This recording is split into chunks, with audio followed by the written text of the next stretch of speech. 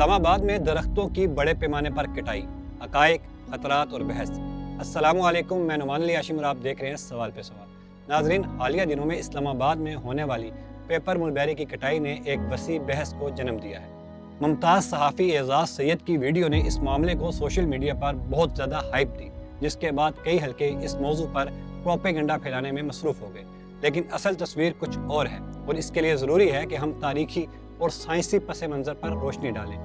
ناظرین، پیپر ملبیری شہر میں کب اور کیوں آیا، اس بارے میں جاننا بے حد ضروری ہے۔ پیپر ملبیری، جسے مقامی طور پر جنگلی توت کہا جاتا ہے، 1960 کی دہائی میں چین سے اسلام آباد لایا گیا، جس کا مقصد شہر میں فوری سبزہ، سایہ اور گرین بیلٹس کی تشکیل تھی۔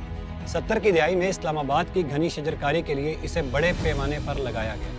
ابتدائی فوائد بالکل واضح تھے کہ یہ درخت تیزی سے بڑھتا تھا، شہر کے پارکس اور سڑکوں پر فوری طور پر کنوپی بنا دیتا تھا اور گرینری کو شکل دینے میں مددگار ثابت ہوتا تھا۔ اس وقت یہ قدم شہر کی خوبصورتی کے لیے نہایت قابل تعریف تھا۔ لیکن اب سوال یہ ہے کہ یہ مسئلہ کہاں پیدا ہوا؟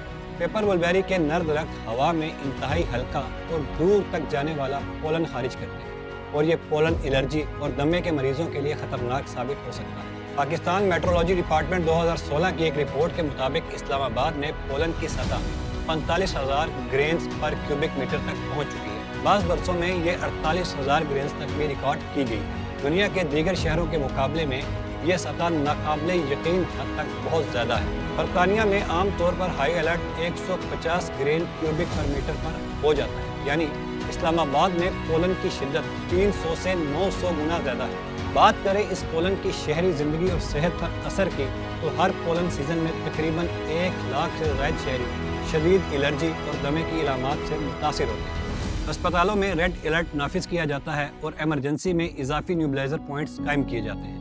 کچھ شہری، خاص طور پر دمے یا کرونک برونکائٹس کے مریض، اس شدت کے باعث اسلام آباد چھوڑنے پر مجبور ہو جاتے ہیں۔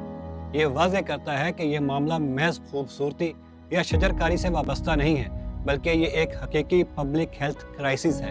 اور اب اگر بات کریں سی ڈی اور ماہرین ماحولیات کے اقدامات کی، تو شہری صحت کے تحفظ کے لیے سی ڈی اور ماہرین نے فیز کٹنگ اور اپ روٹنگ کا منصوبہ اپنایا ہے، یعنی پرانے درختوں کو مرحلہ وار تلف کر کے نئے مقامی اور ماحول دوست درخت لگانے کا فیصلہ کیا گیا ہے۔ اب تک 29,115 پیپر ملبیری کے درخت ہٹائے جا چکے ہیں۔ F9 پارک سے 12,800، شکرپڑیاں سے 8,700 درخت ہٹائے گئے ہیں، اور ہر ہٹائے گئے درخت کے بدلے 3 مقامی ماحول دوست درخت لگائے گئے ہیں۔ اب تک 40,000 مقامی درخت لگائے جا چکے ہیں۔ PMD کی روزانہ پولن مانیٹرنگ اور ہائی پولن ڈیز کی پیشن گوئی بھی جاری ہے۔ اور ان تمام معاملات کی قانونی اور انتظامی پشت پناہی کی بات کریں تو سال 2004 میں الرجی ریلیف مینجمنٹ کمیٹی نے پیپر ملبیری کو 3 سال میں ہٹانے کا ایک منصوبہ بنایا تھا۔ سال 2009 میں اسلام آباد ہائی کورٹ نے CDA کو جنگلی توت کو تیز رفتاری سے ختم کرنے کی ہدایت دی۔ سال 2024 میں سپریم کورٹ نے F9 پارک کے معاملے میں پیپر ملبیری کی کٹنگ اور نگرانی کے لیے ماہرین کی رہنمائی کے ساتھ کام کرنے کا حکم دیا تھا۔ یہ تمام اقدامات واضح کرتے ہیں کہ یہ معاملہ پبلک ہیلتھ اور انوائرمنٹل گورننس کا ہے، نہ کہ کوئی ماحول دشمنی یا قبضے کی کارروائی۔ اعزاز سید کی ویڈیو نے اس معاملے پر شکوک و شبہات کو ہوا دی، اور سوشل میڈیا پر اسے ماحول دشمنی یا غیر ضروری کارروائی کے طور پر پیش کیا گیا، لیکن فیکٹس بالکل واضح ہیں۔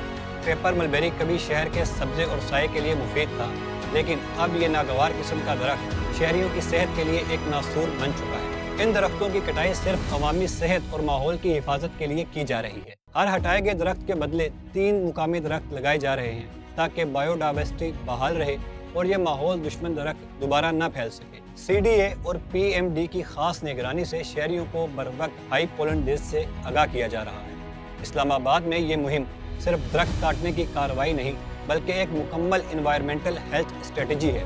درختوں کی مرحلہ وار کٹائی، جڑیں نکالنا، مٹی بھرنا اور مقامی پودے لگانا، اور پولن کی نگرانی کے ساتھ عوام کو آگاہ کرنا، یہ تمام اقدامات اس بات کو یقینی بناتے ہیں کہ شہر کا سبزہ اور شجرکاری برقرار رہے، مگر شہری صحت اور مقامی بایو ڈائیورسٹی بھی محفوظ رہے۔